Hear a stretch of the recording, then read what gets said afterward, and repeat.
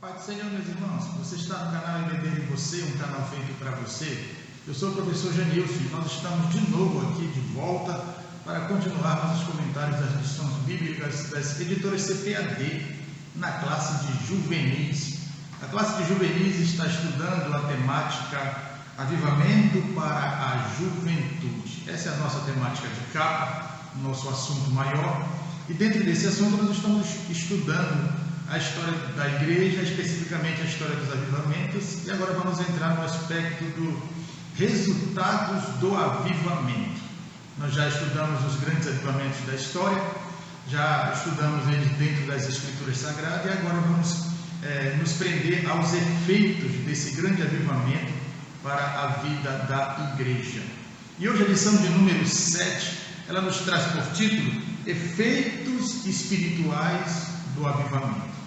Então nós vamos ver quais são esses efeitos. Há muitos efeitos, obviamente. Um avivamento traz todo tipo de bênção espiritual para a igreja, impacta a sociedade, a comunidade, a igreja, traz resultados sociais, mas principalmente os resultados de caráter espiritual. E aqui o nosso comentarista destacou 3 que nós vamos ver ao longo da nossa lição. O nosso versículo da lição é: os sacrifícios para Deus são um espírito quebrantado e um coração quebrantado e contrito. Não desprezarás, ó Deus. Esse é o nosso versículo da lição, que está em Salmo 51 e o versículo 17. A nossa lição, como de praxe, ela possui 3 tópicos, que são os 3 tópicos que o nosso comentarista quer abordar, falando dos efeitos espirituais. O primeiro tópico que ele vai abordar é o compromisso com a palavra de Deus como resultado de um avivamento. O segundo tópico, ele vai tratar do compromisso da vida de oração. E o terceiro tópico, ele vai falar de um coração quebrantado diante de Deus. Então, convidamos você a nos acompanhar durante esse comentário. Efeitos espirituais de um avivamento. Nosso comentarista ele faz uma introdução que eu acredito que é muito boa, dá para nós nos sintonizarmos naquilo que ele quer transmitir para nós. E eu que gostaria de ler aqui um trecho desse comentário, que já vai nos deixar bastante ambientados. E a introdução diz assim: um autêntico avivamento do Espírito, se é autêntico, só pode vir do Espírito, né? Provavelmente, né? Claro. Produzirá alguns efeitos que atestam a veracidade dessa experiência espiritual. Então, o que ele está dizendo é o seguinte: se há avivamento, cadê os frutos desse avivamento? Esses frutos que ele vai pontuar como efeitos do avivamento. Ao analisar os avivamentos bíblicos, que nós já estudamos aí nas lições passadas, e históricos, saltam aos olhos, ou seja, ficam em evidência uma gama de resultados práticos desse movimento espiritual.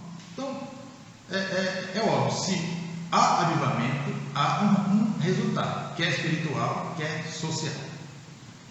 Nesta lição, ele diz, estudaremos 3 efeitos espirituais gerados pelo verdadeiro avivamento. Aí ele vai falar o maior compromisso com a palavra de Deus, que é o primeiro tópico, o compromisso com a vida de oração, que é o segundo tópico, e o compromisso, ou melhor dizendo, um coração quebrantado diante de Deus. Então, aqui ele já pontuou toda a nossa lição. Resultado da palavra de Deus, ou compromisso com a palavra de Deus, como resultado do avivamento, uma vida de oração como resultado do avivamento, e um coração contrito a Deus, devoto a Deus, como resultado de um avivamento. Tópico 1 da lição: o compromisso com a palavra de Deus. Olha, todo avivamento, nós vimos desde o avivamento nas Escrituras, que foi a lição de número 2, todos eles evidenciam a palavra de Deus. Não existe avivamento sem palavra de Deus. Todos têm como pano de fundo, têm como força propulsora a palavra de Deus, porque é ela que é a nossa regra de fé e prática, e é por meio dela que Deus nos fala. Deus nos fala através da sua palavra, através da Bíblia. Então o apego com a Bíblia, o apego com a palavra de Deus é uma das marcas ou um dos efeitos do avivamento. Todo avivamento gera anseio, gera desejo, gera fome pela palavra de Deus. de conhecer o que Deus nos transmite na sua palavra. E o nosso comentarista aqui, ele vai até buscar o período da Reforma Protestante, em que ele vai dizer que a Reforma Protestante ela se fundamentou naquilo que depois foi chamado de sola Escritura, como um slogan da Reforma, só as Escrituras. Quando ele fala só as Escrituras, ele não está dizendo que nós temos que ler só as Escrituras, não. Um amante da palavra de Deus, ele na verdade, ele lê muitas outras coisas para poder embasar os seus argumentos, né? Então, quando ele fala só as Escrituras, ele está dizendo o único livro onde nós temos como constituição da igreja e como diretriz para a nossa vida é a Bíblia Sagrada. As demais leituras que são importantes fazer é para nós fundamentarmos o nosso argumento ou a nossa compreensão que nós adquirimos a partir da leitura da Bíblia. São explicações do que a Bíblia já diz, ou são assuntos organizados do que a Bíblia já expõe. Mas a Bíblia deve ser o nosso livro de cabeceira, o livro que nós devemos amar mais do que qualquer outro. Inclusive, esse amor pela Bíblia é que de fato marca um grande avivamento. Então, esse é um dos sinais que eu vou identificar para dizer ou para saber se houve de fato um avivamento autêntico. Eu já disse a vocês que nós temos que fazer uma distinção entre uma visitação de Deus no culto e o avivamento. Às vezes nós estamos na igreja, no culto, e Deus derrama uma graça, Deus se faz presente, Deus se manifesta.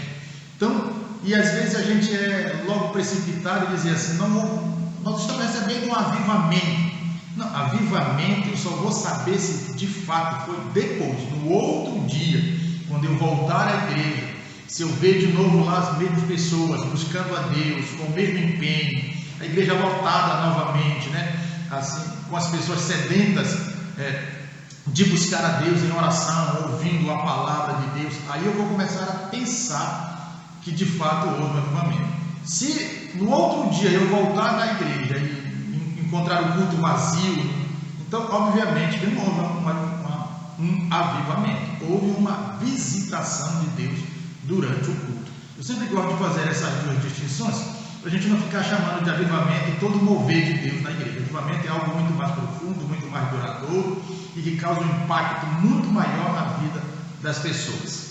Então, palavra de Deus é necessário. Esdras começou um grande mover, não Esdras necessariamente, mas Deus, né, mas através da vida de Esdras, que ministrava a palavra ao povo, e num só dia o povo foi impactado por aquilo que Esdras estava ministrando da palavra de Deus, lendo a lei de Deus, mostrando o quanto eles haviam se afastado da lei de Deus e precisavam retornar à lei de Deus. Então, o avivamento também é um retorno à palavra de Deus.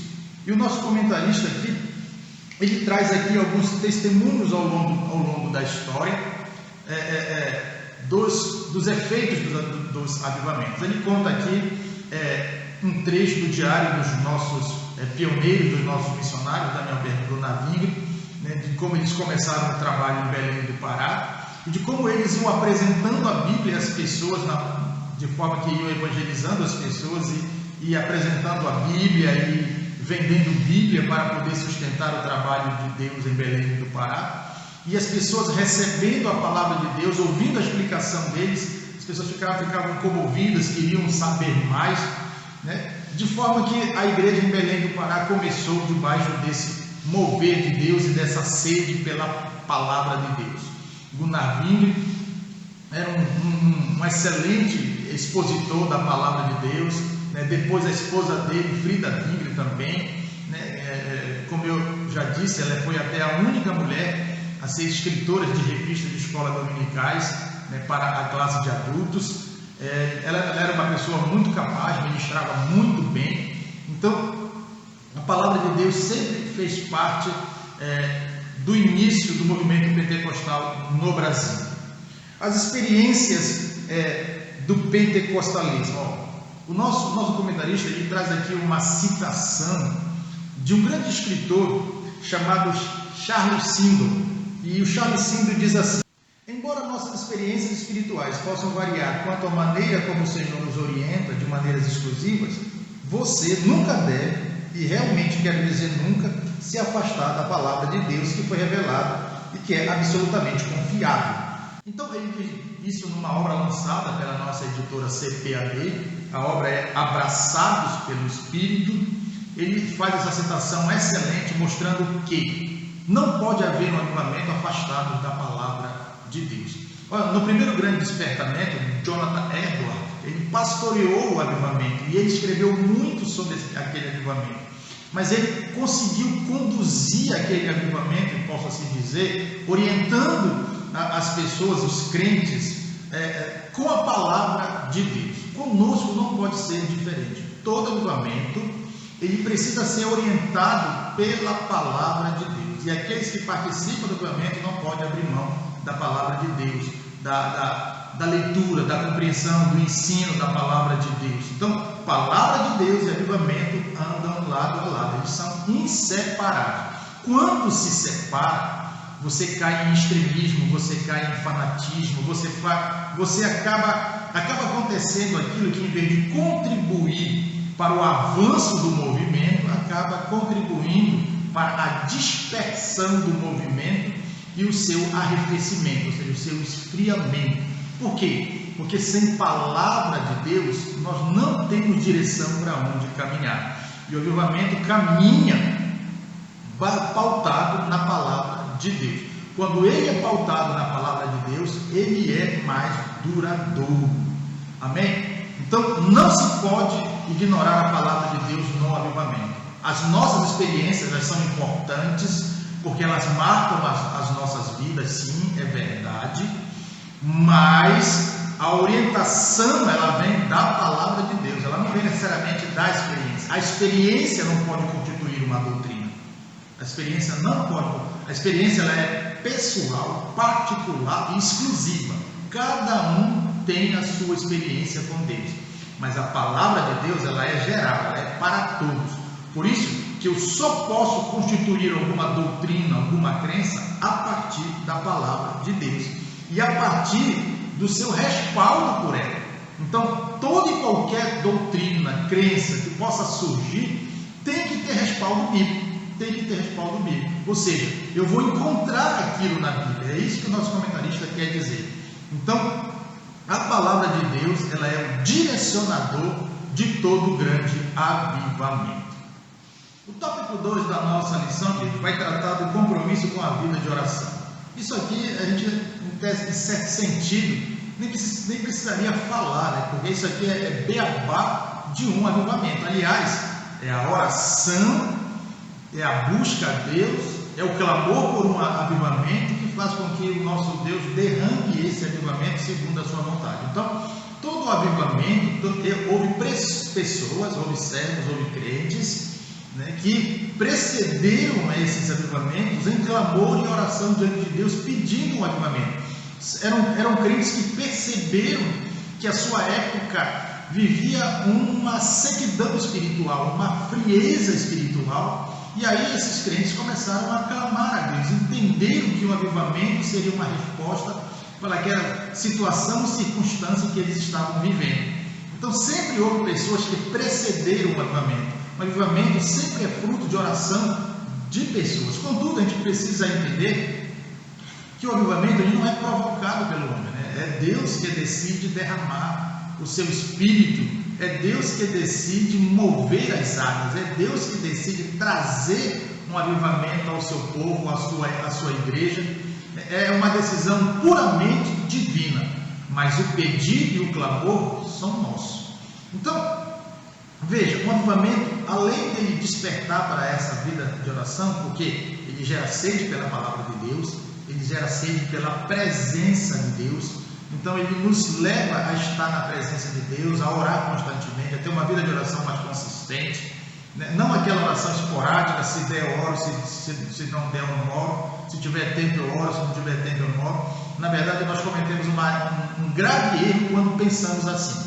O avivamento vem para mostrar que a oração é central nos avivamentos. Todos os grandes líderes de avivamento que Deus usou na terra todos eles foram homens de oração, foram mulheres de oração, todos eles foram pessoas que passavam muito tempo na presença de Deus em oração. Todos. Não há avivamento sem oração. Eu já disse, a oração precede o avivamento, ela clama pelo avivamento, ela permanece após o avivamento e se intensifica no avivamento. Então, ela precede o avivamento, ela se intensifica no avivamento e ela permanece após o avivamento. Não se pode ter um avivamento consistente, autêntico, sem oração, porque é a oração que atrai a presença de Deus para a nossa vida, é que faz com que Deus se incline para nós, para a sua igreja, para a sua obra e atenda ao clamor do seu povo. Avivamento é fruto de clamor, é fruto de oração. E aqui nós temos exemplo de pessoas, o nosso comentarista coloca aqui exemplo de pessoas que viveram o avivamento, de pessoas que relataram sobre o avivamento, né? Por exemplo, nós estávamos estudando na lição passada o avivamento da Rua Azusa, quer dizer, os cultos de oração, os cultos da Rua Azusa eram praticamente cultos de oração, O Joseph Seymour, que era o líder ali na Rua Azusa, ele praticamente passava o tempo todo orando, ele pouco pregava.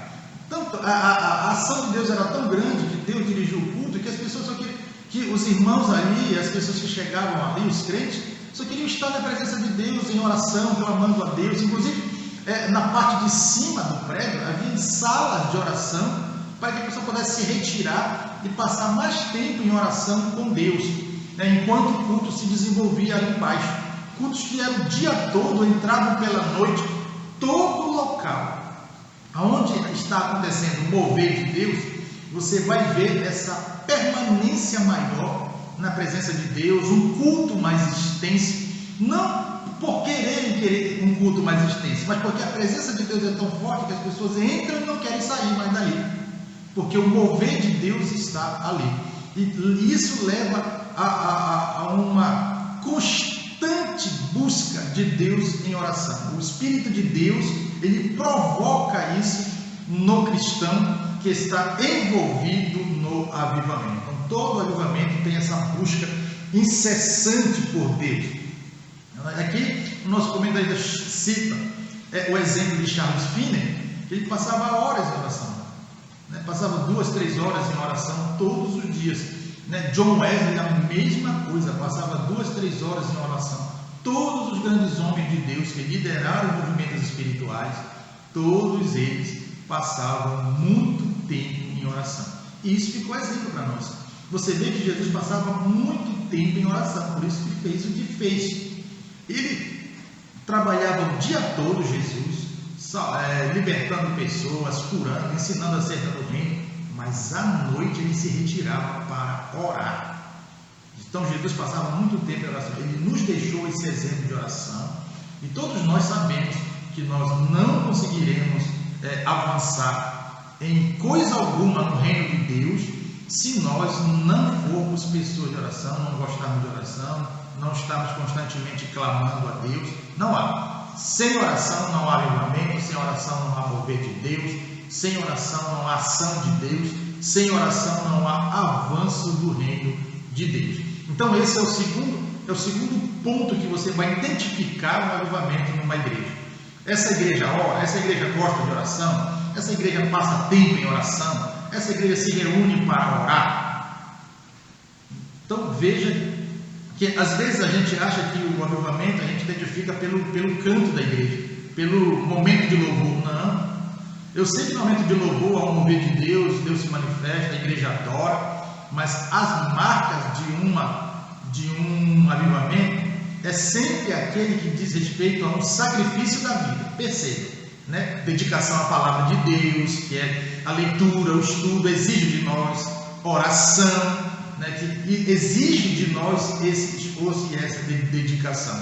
Então, se você vê essas marcas que exigem esforço de nós, numa igreja, pode ter certeza que ali está acontecendo um mover de Deus duradouro, um avivamento. Mas se você não identificar essas coisas, se você não perceber uma palavra fluindo do púlpito, uma igreja prostrada em oração, é difícil dizer que há um avivamento, porque essas são as marcas de um avivamento.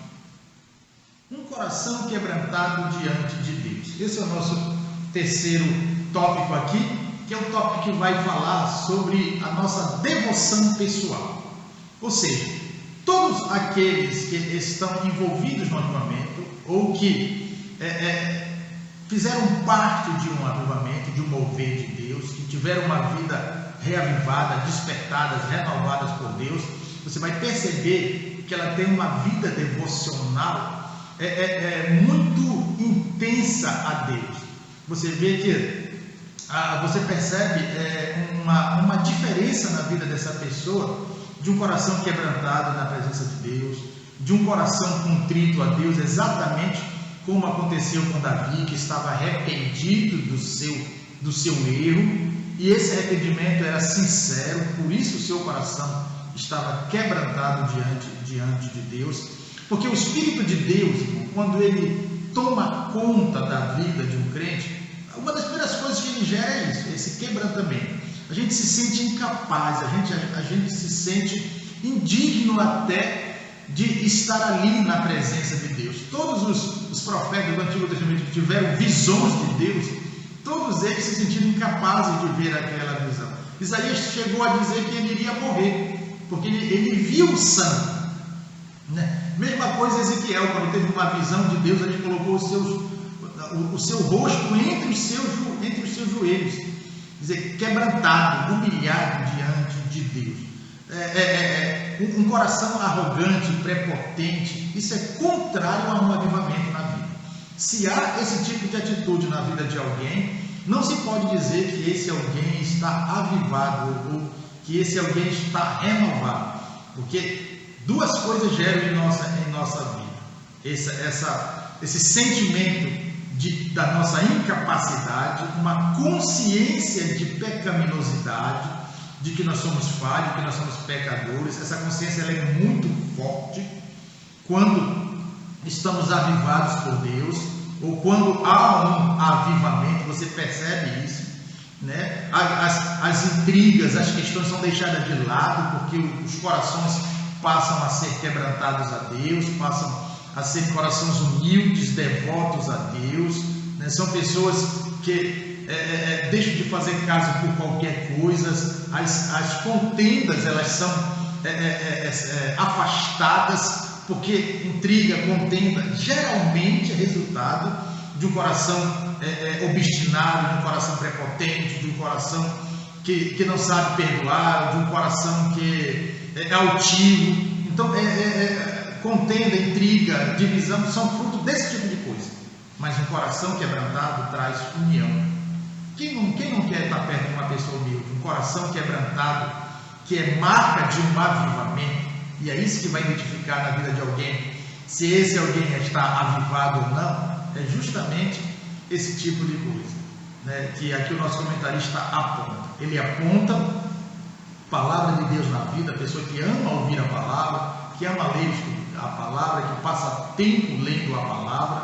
Ele aponta a vida de oração, né? O Espírito de Deus impulsiona a buscar a Deus, a pessoa começa a ter anseio de estar sempre na presença de Deus, colocar todos os seus problemas e dificuldades diante de Deus, estar sempre orando. E ele aponta um coração quebrantado. Se está na presença de Deus é porque o coração é quebrantado. Veja que uma coisa pressupõe a outra. Não há, em certo sentido, uma separação. Não junta essas três coisas. É porque uma coisa pressupõe a outra. Quem ama a palavra de Deus, consequentemente ama orar a Deus. E quem ora a Deus é porque tem um coração quebrantado a Deus.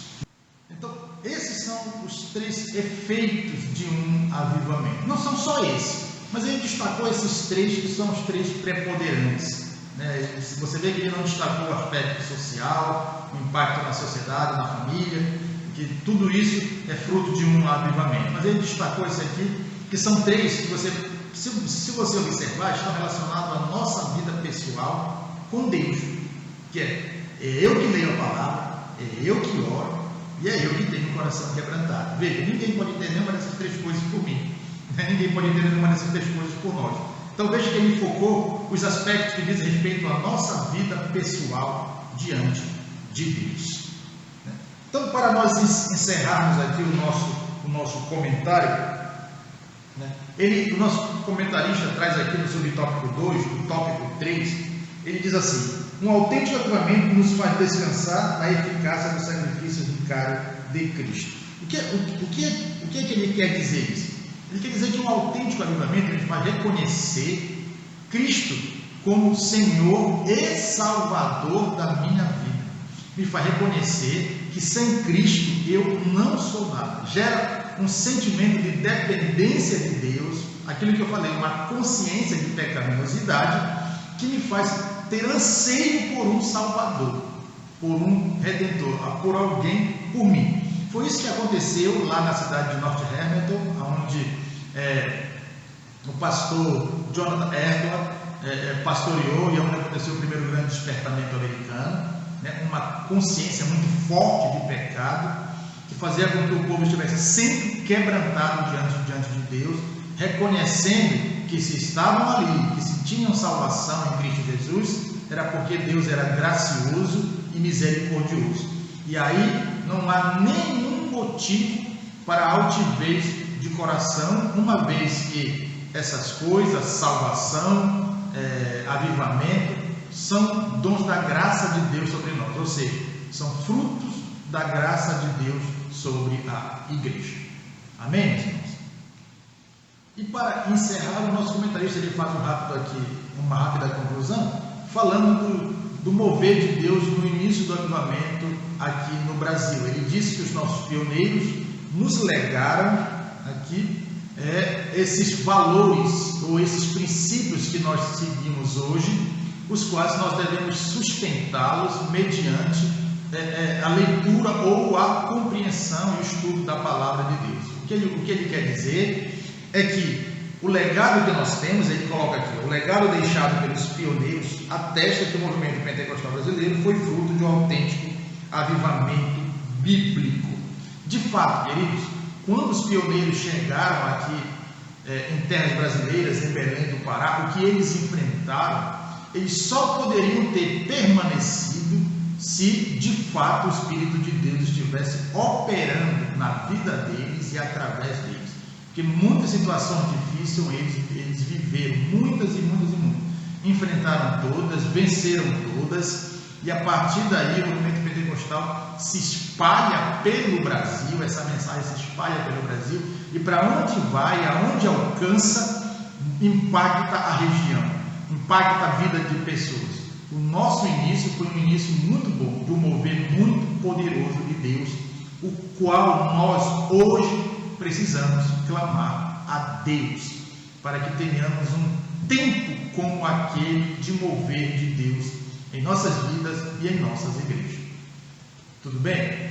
Então aqui nós queremos encerrar esse rápido comentário e dizer a você que, se você gostou do comentário, que você se inscreva no canal, para que você possa receber os demais vídeos, que você dê aí o seu like.